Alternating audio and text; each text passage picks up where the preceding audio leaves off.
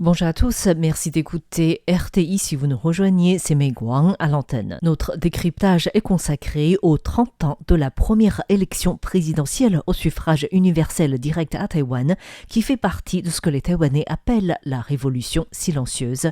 Cette révolution a permis à Taïwan de s'avancer sur le chemin de la démocratisation.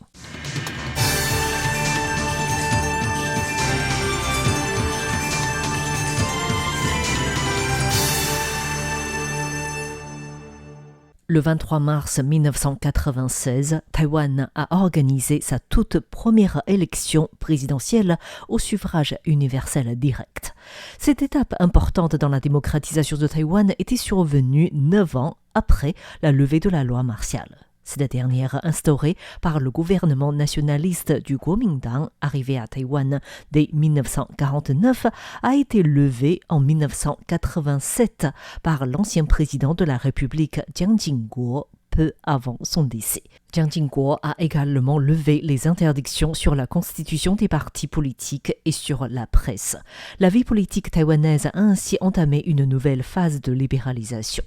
Et après le décès de Jiang Jingguo en 1988, Li Denghui, alors le vice-président de la République, a pris le pouvoir et Taïwan a entamé sa révolution silencieuse.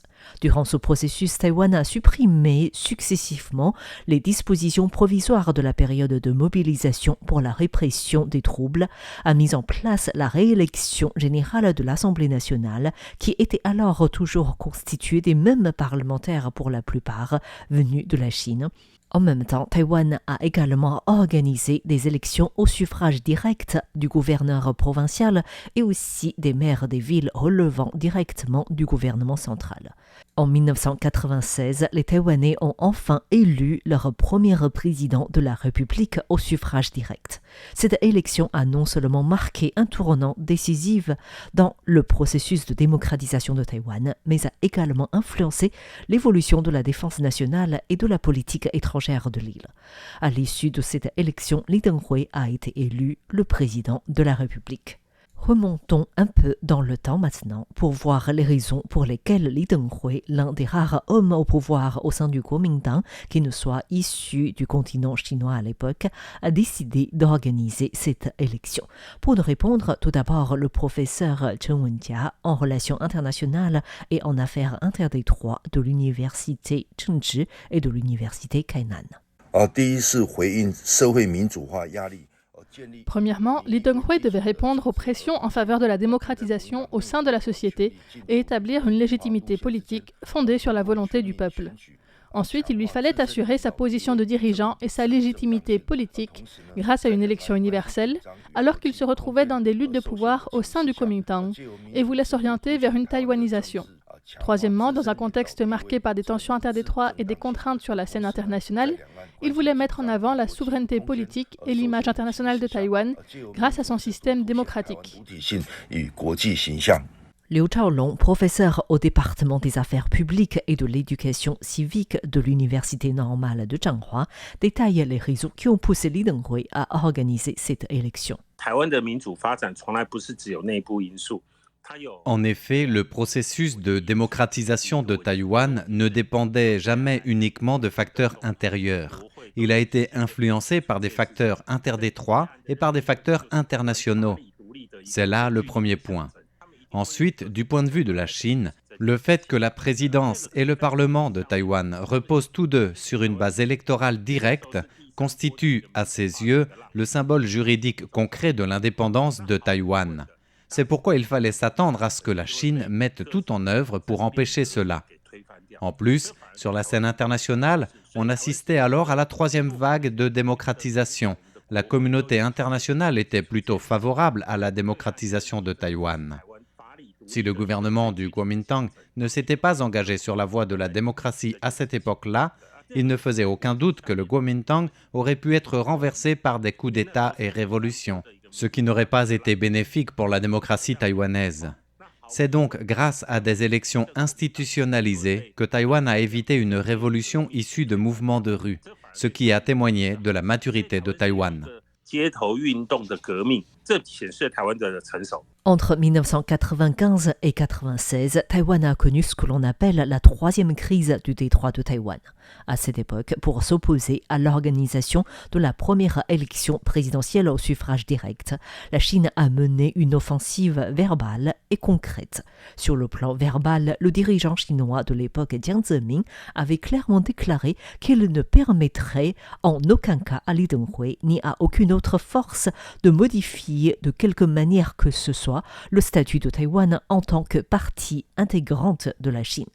Du 8 au 15 mars, l'armée chinoise a mené des exercices de débarquement amphibie et a surtout tiré 4 missiles de type Dongfeng 15, dont 3 étaient tombés au large de Kaohsiung, au sud de Taïwan, et un autre au large de Keelung, au nord de l'île.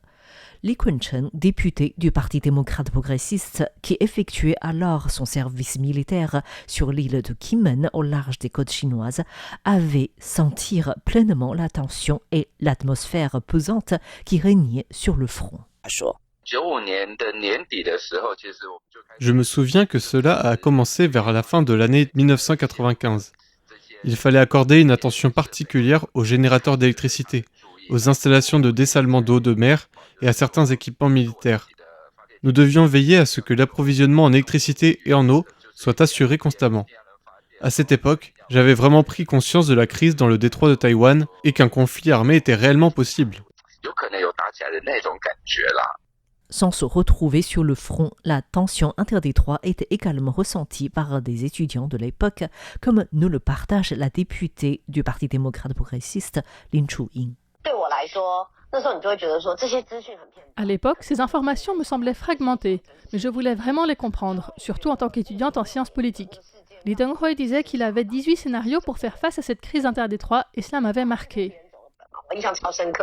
La crise dans le détroit de Taïwan, qui coïncidait avec l'élection présidentielle au suffrage universel direct, a profondément influencé Taïwan sur la cohésion des Taïwanais qui s'identifient de plus en plus aux valeurs démocratiques et a également influencé Taïwan sur le développement de son identité nationale et aussi sur le changement de la stratégie de défense. Tout de suite, Liu Zhaolong de l'Université normale de Changhua.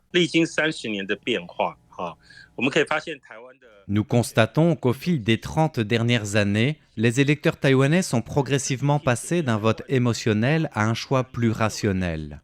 Concrètement, cela signifie que certaines divisions sociales ont en fait disparu, notamment la question de l'unification ou de l'indépendance, qui constituait le plus grand clivage social.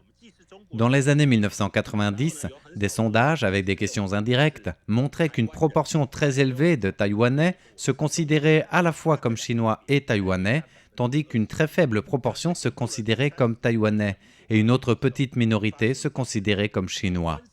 Ces deux groupes représentaient ensemble environ 20% de la population. Cependant, après 30 ans d'élections démocratiques, l'évolution est évidente. Le pourcentage de ceux qui se considèrent subjectivement comme chinois est tombé à moins de 5%, et celui de ceux qui affirment avec force être à la fois chinois et taïwanais est également descendu à moins de 5%. En revanche, ceux qui se déclarent taïwanais représentent désormais entre 85 et 90%. Cela signifie une chose. Au cours du processus de démocratisation, chaque élection présidentielle a permis de forger davantage ce que l'on appelle l'identité taïwanaise. Ces éléments nous aident à adopter une attitude plus pacifique et rationnelle lors des élections, car il n'y a plus de réelle division sociale. Nous ne nous affrontons plus violemment pour défendre une idéologie particulière. Nos choix politiques peuvent diverger, mais on constate l'émergence d'un groupe d'électeurs modérés et rationnels, représentant environ 25 à 30% de l'électorat. Et ce sont précisément ces personnes qui constituent la force modératrice permettant l'alternance au pouvoir. Et tout de suite, la députée du Parti démocrate progressiste, Wu Si-yao. Pour la population taïwanaise, le fait de pouvoir élire son président a, j'en suis convaincu, considérablement et rapidement renforcé l'intérêt des citoyens pour la démocratie et le vote, qui se reflète sur le taux de participation, sur les débats, sur les politiques nationales ou sur l'intérêt pour les affaires publiques. Ainsi, au cours des 30 dernières années, la société civile taïwanaise n'a cessé de se dynamiser et le fonctionnement des partis politiques s'est affirmé de manière de plus en plus solide et stable. Au sujet de la stratégie de défense, Su Ziyun, directeur de la division sur la stratégie militaire de l'Institut de recherche sur la sécurité et la défense nationale, a souligné que durant la troisième crise interdétroit, même si les dirigeants des deux rives avaient toujours l'intention de se communiquer, les services de renseignement taïwanais avaient clairement identifié l'intention de l'armée chinoise de transformer ces exercices en un conflit réel et de s'emparer des îles dépendantes de Taïwan. Selon Su Ziyun, même si le conflit a été apaisé par la suite grâce à l'intervention de l'armée américaine, il a mis en évidence les faiblesses militaires de l'armée taïwanaise et celles de l'armée populaire de libération, accélérant ainsi le processus de modernisation militaire des deux parties.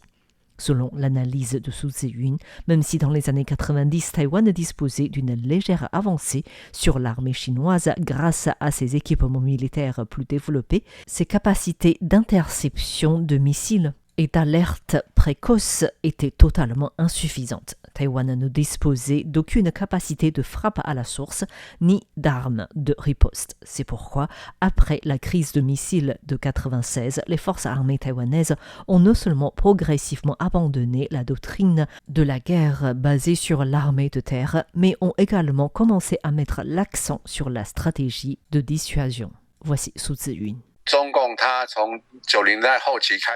Depuis la fin des années 1990, la Chine s'est fortement engagée dans la modernisation de son armée, ce qui a incité Taïwan à envisager des changements et à investir davantage dans ses forces navales et aériennes. Le deuxième axe concerne les capacités antimissiles. Face à la menace que représentent les missiles chinois, Taïwan a rapidement introduit des Patriots des États-Unis et a développé le système Tiangong 2 de fabrication nationale. Cela dans l'objectif de se doter d'une capacité de défense antimissile de base. Taïwan a depuis continué à renforcer ses capacités dans ce sens.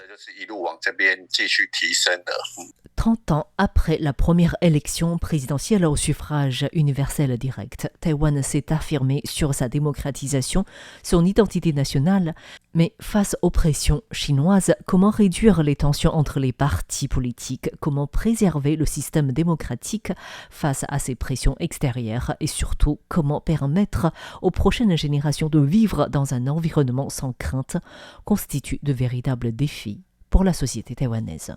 Merci à tous d'avoir suivi le décryptage de ce jour consacré aux 30 ans de la première élection présidentielle au suffrage universel direct à Taïwan. C'était Mei Guang pour RTI.